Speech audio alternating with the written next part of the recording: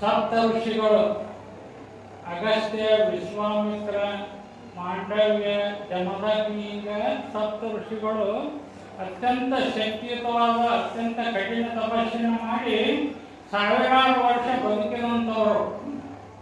ಒಮ್ಮೆ ವಶಿಷ್ಠರ ಆಶ್ರಮಕ್ಕೆ ವಿಶ್ವಾಮಿತ್ರರು ಬಂದು ನಾನು ಗಂಗಾ ನದಿಯ ಆಚೆ ದಡ ಅಚ್ಚಿಗಡೆ ದಡಕ್ಕೆ ಹೋಗಿ ನಾನು ಅತ್ಯಂತ ಕಠಿಣ ತಪಸ್ಸನ್ನು ಮಾಡಬೇಕಾಗ್ಯದ. ನೀವು ವಿಶ್ವಾಮಿತ್ರ ವಶಿಷ್ಠನ ಹೆಂಡತಿ ಕಡೆಯಿಂದ ಒಂದು ನನಗೆ ಆಹಾರವನ್ನು ತಯಾರು ಮಾಡಿಕೊಂಡು ಬಂದು ದಿನನಿತ್ಯ ಊಟಕ್ಕೆ ನನಗೆ ಕಳಿಸ್ಬೇಕು, ಪ್ರಸಾದ ನನಗೆ ಕಳಿಸ್ಬೇಕು ಅಂತೇಳಿ ಹೇಳಿದರು.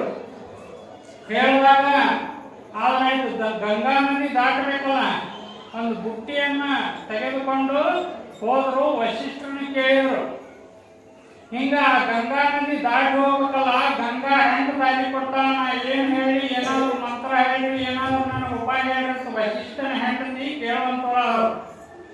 ಕೇಳಿದಾಗ ಆ ವಶಿಷ್ಠರಿಗೆ 4 ಮಕ್ಕಳಿದ್ರು, ಹೆಂಡತಿದ್ರು, ಎಲ್ಲ ಇದ್ರು.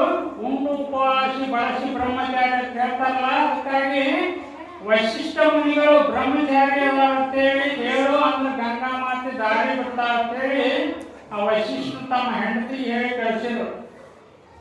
ಕಳಿಸಿದಾಗ ಆ ವಶಿಷ್ಠರ ಹೆಂಡತಿ ತಲೆ ಮೇಲೆ ಆಹಾರವನ್ನು, ಬುತ್ತಿಯನ್ನು, ಪ್ರಸಾದವನ್ನು ತೆಗೆದುಕೊಂಡು ಹೋಗಿ ಗಂಗಾ ನದಿ ದಂಡಿಗೆ ನಿಂತು ವಶಿಷ್ಠ ಮಹರ್ಷಿಗಳು ಬ್ರಹ್ಮಚಾರಿಗಳಿದ್ರೆ ನಿಜವಾದ ಬ್ರಹ್ಮಚಾರಿಗಳಿದ್ರೆ ದಾರಿ ಬಿಡುವಂತ ಗಂಗಾ ಮಾತೆಗೆ ಕೇಳಿದ್ರು. ಕೇಳಿದಾಗ ಗಂಗಾ ಮಾತೆ ದಾರಿ ಬಿಟ್ಟು ಅವಳನ್ನು ಆಚೆ ದಡಕ್ಕೆ ಸೇರಿಸಿದ್ರು. ಎಂತ ವಿಚಿತ್ರ ಇದು, ವಶಿಷ್ಠರಿಗೆ 4 ಮಕ್ಕಳದಾರ, ಹೆಂಡತಿ ಇದ್ರು ಕೂಡ ಅವ್ರು ಬ್ರಹ್ಮಚಾರಿ ಅದಾರ ಕೇಳಿದ್ರಲ್ಲ, ಎಂತ ವಿಚಿತ್ರ ಇದು, ಅವ್ರನ್ನ ಹೋಗಿ ಕೇಳ್ಬೇಕಂತೇಳಿ ಅವ್ರ ಹೆಂಡತಿ ಹೋಗಿ ವಿಶ್ವಾಮಿತ್ರಿಗೆ ಆ ಒಂದು ಪ್ರಸಾದವನ್ನು ಒಯ್ದುಕೊಟ್ಟಲು. ಅವ್ರು ಯಥೇಚ್ಛವಾಗಿ ಒಂದು ಬುಟ್ಟಿ ಪ್ರಸಾದವನ್ನು ಸ್ವೀಕಾರ ಮಾಡಿದರು. ಯಥೇಚ್ಛವಾಗಿ ಸ್ವೀಕಾರ ಮಾಡಿ ಡರಿಯನ್ನು ಬಿಡುವಂಥವ್ರಾದರು. ಬಿಟ್ಟಾಗ ಮತ್ತೆ ದಾಟಿ ಕಡೆ ಬರಬೇಕಲ್ಲ, ಅವಾಗ ವಿಶ್ವಾಮಿತ್ರ ಕೇಳಿದ ವಶಿಷ್ಠರ ಹೆಂಡತಿ, ನಾನು ಬರುವಾಗ ನಮ್ಮ ಪತಿದೇವರು ಒಂದು ಮಂತ್ರ ಹೇಳಿದ್ರು, ಅದನ್ನು ಕೇಳಿ ದಾಟಿ ಬಂದೆ, ಈಗ ಹೋಗುವಾಗ ಹೆಂಗೆ ಹೋಗ್ಬೇಕು ನಾವು, ನೀವಾಗ ಏನಾದರೂ ಉಪಾಯ ಹೇಳ್ರಿ ಅಂತ ಕೇಳಿದಾಗ ಅವಾಗ ಏನು ಹೇಳಿದ್ದು, ವಿಶ್ವಾಮಿತ್ರರು ಉಪವಾಸಿ ಅದಾರ, ಒಂದು ಉಪವಾಸಿ ಅದಾರ ಅಂತ ಹೇಳು ಅಂದ್ರೆ ದಾರಿ ಬಿಡ್ತಾ ಗಂಗಾ ಮಾತೆ. ಇನ್ನ ಒಂದು ತಟ್ಟಿ ಎಲ್ಲ ಆಹಾರ ಸೇವನೆ ಮಾಡಿ ಹೊಟ್ಟೆ ತುಂಬ ಉಂಡಾರಲ್ಲ, ಅದಕ್ಕಾಗಿ ಹೆಂಗೆ ಹೇಳಬೇಕು, ಹಿಂಗೆ ಸುಳ್ಳು ಹೇಳಿದ್ರೆ ಗಂಗಾ ಮಾತೆ ಹೆಂಗೆ ದಾರಿ ಬಿಡ್ತಾ ಅಂತ ಮತ್ತೆ ಬುಟ್ಟಿ ಹೊತ್ಕೊಂಡು ಹೋಗಿ ಆ ನದಿ ದಂಡಿಗೆ ನಿಂತು ಏನು ಹೇಳಿದ್ನು, ವಿಶ್ವಾಮಿತ್ರರು ಉಪವಾಸಿ ಅದಾರ, ಒಂದು ಉಪವಾಸಿ ಅದಾರ ಅಂತೇಳಿ ಹೇಳಿದಾಗ ಆ ಗಂಗಾ ಮಾತೆ ದಾರಿ ಬಿಟ್ಟರು. ದಾರಿ ಬಿಟ್ಟಾಗ ಹೋಗಿ ವಶಿಷ್ಠನ ಕೇಳಿದ್ರು, ನಿಮಗೆ 4 ಮಕ್ಕಳದಾರ, ಹೆಂಡತಿ ಇದ್ರು ಕೂಡ ಗಂಗಾ ಮಾತೆ ಹಿಂಗೆ ನೀವು ಬ್ರಹ್ಮಚಾರಿ ಇದೆ ಅಂತ ಹೇಳಿದ್ರು ಕೂಡ ಹಿಂಗೆ ದಾರಿ ಬಿಟ್ಲಲ್ಲ, ಹೆಂಗಿದು ಅಂದ್ರೆ ನಾವು ಸಂಸಾರದಲ್ಲಿ ಇದ್ರು ಕೂಡ ಸದಾಕಾಲ ಪರಮಾತ್ಮನ ಜ್ಞಾನದಲ್ಲಿದ್ರೆ ಅದು ಬ್ರಹ್ಮಚರ್ಯ ವ್ರತ ಇದ್ದಂತೆ.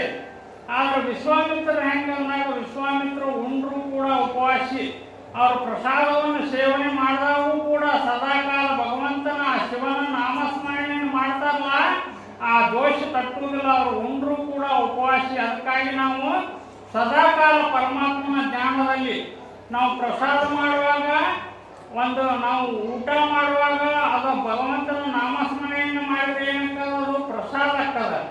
ಸ್ನಾನ ಮಾಡುವಾಗ ಆ ಒಂದು ಭಗವಂತನ ಜ್ಞಾನ ಮಾಡಿದ್ರೆ ಅದು ತೀರ್ಥ ಸ್ನಾನ ಆಗ್ತದೆ. ನಾವು ಎಲ್ಲಾದರೂ ನಡೆದಾಡ್ಕೊಂಡು ಹೋಗುವಾಗ ಆ ಭಗವಂತನ ಶಿವನ ಧ್ಯಾನವನ್ನು ಮಾಡಿದ್ರೆ ಅದು ತೀರ್ಥ ಯಾತ್ರೆ ಆಗ್ತದೆ.